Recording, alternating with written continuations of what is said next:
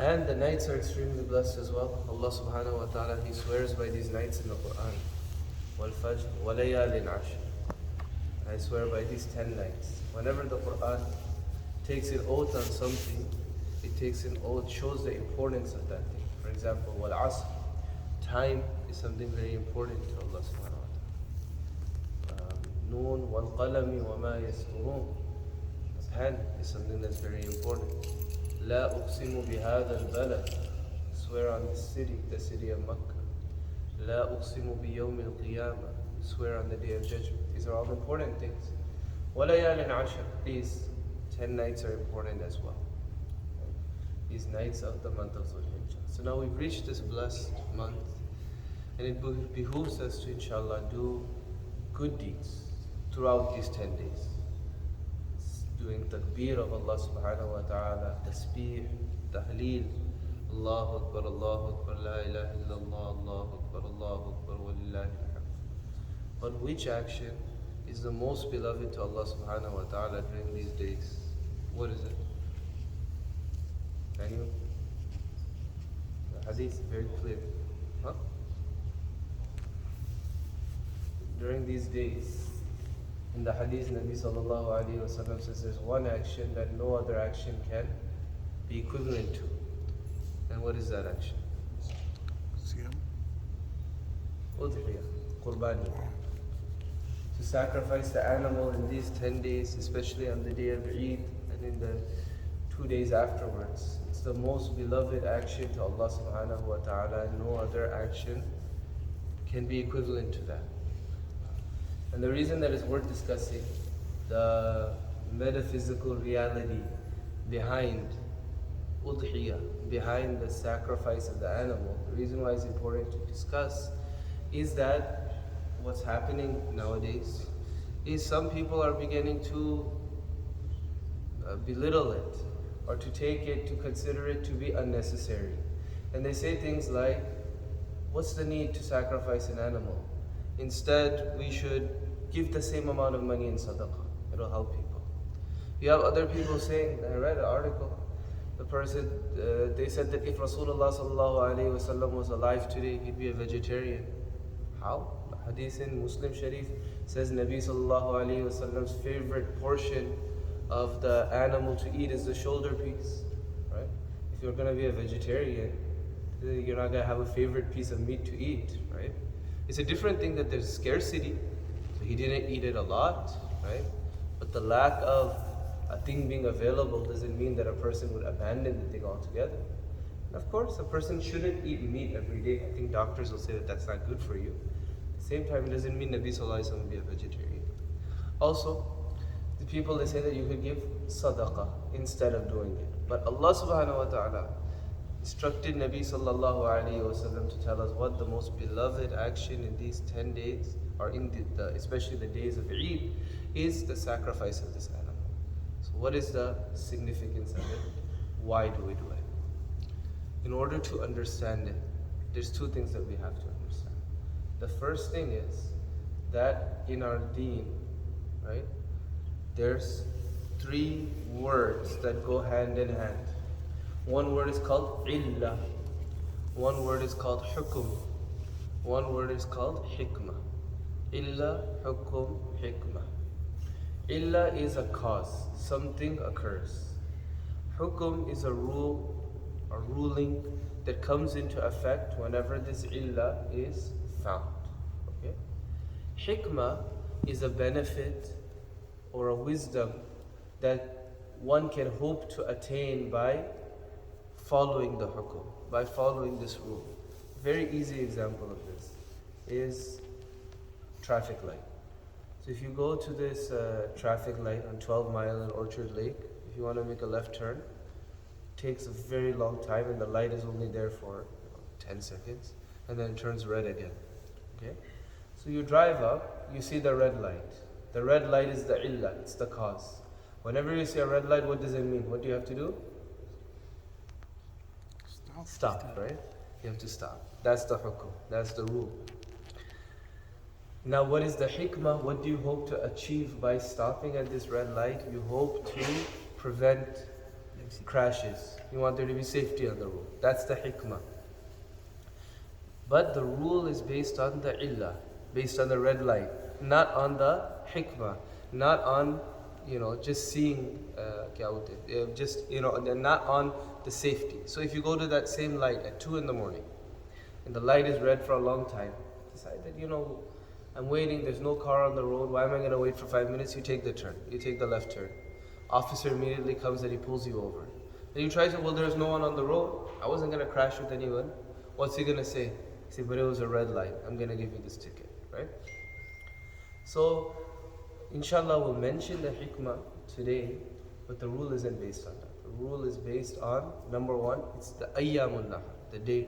Number two, Rasulullah sallallahu alayhi wa sallam told us this is the most beloved action.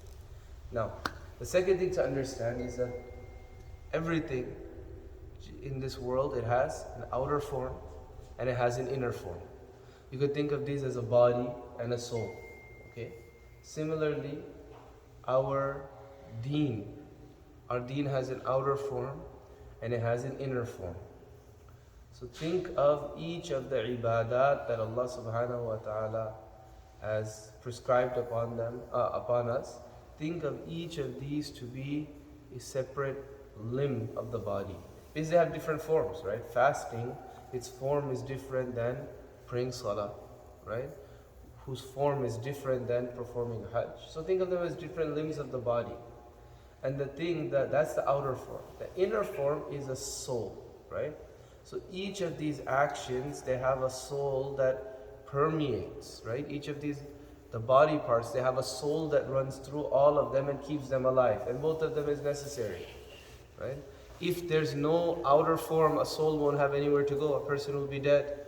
Similarly, if an outer form is present but there's no soul, that thing will also be dead. Both are equally necessary.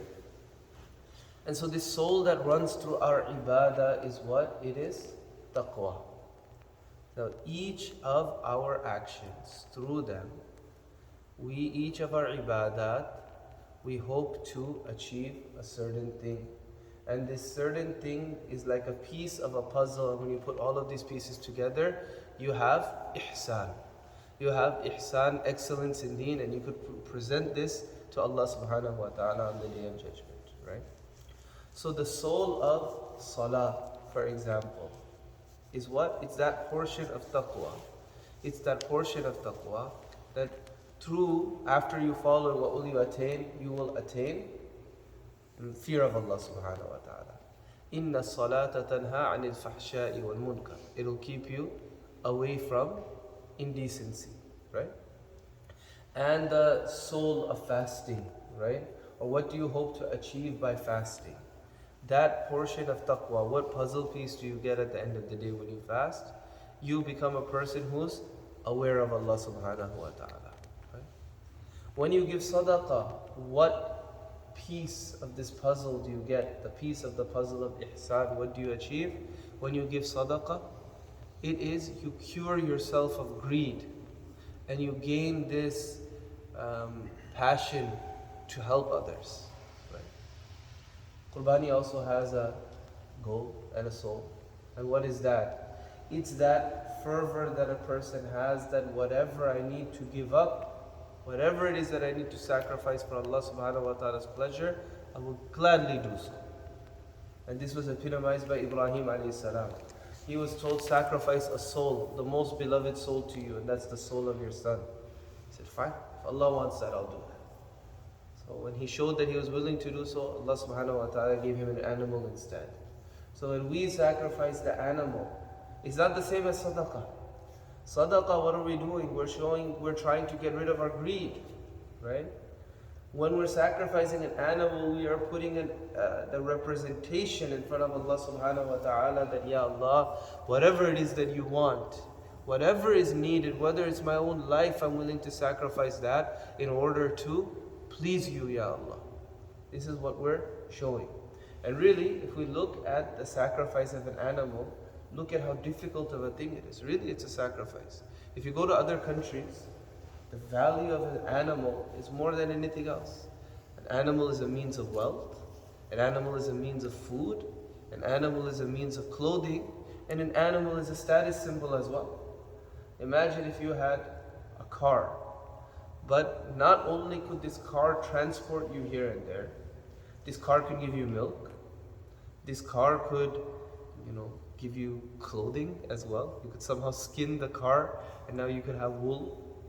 And this car could reproduce with other cars and give you give you smaller cars. So you have a minivan and it will give you sedans as well. This is what an animal is. And people would sacrifice this at that time, saying, Ya Allah, I'm willing to give everything I have, Ya Allah, for you, Ya Allah. That's not a regular sadaqah. It's much more than that. It's something that's different, right?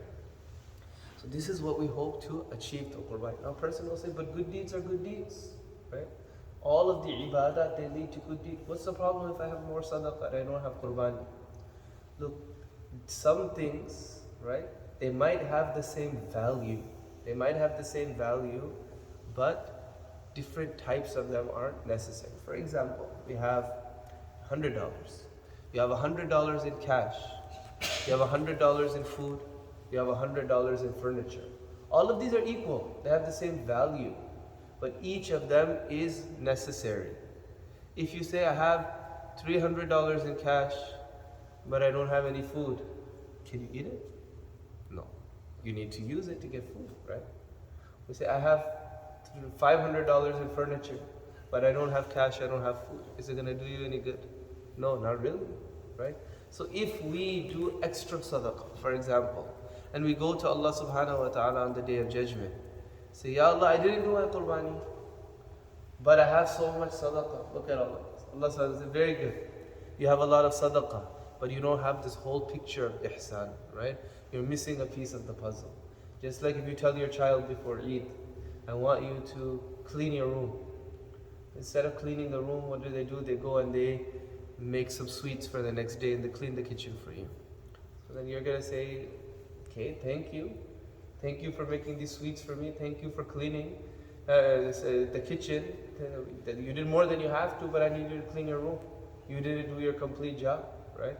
Similarly, if a person doesn't do qurbani, right? If a person doesn't present this part of the puzzle of ihsan and taqwa to Allah subhanahu wa ta'ala, deen will be incomplete.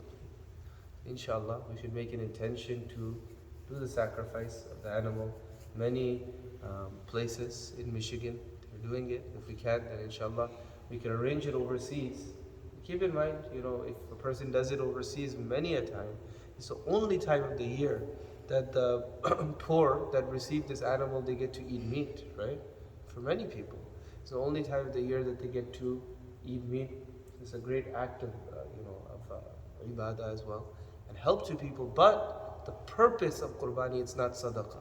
So much so that if you were to sacrifice an animal over here and not give one piece of it in sadaqah, you kept it all for yourself, the qurbani would be valid.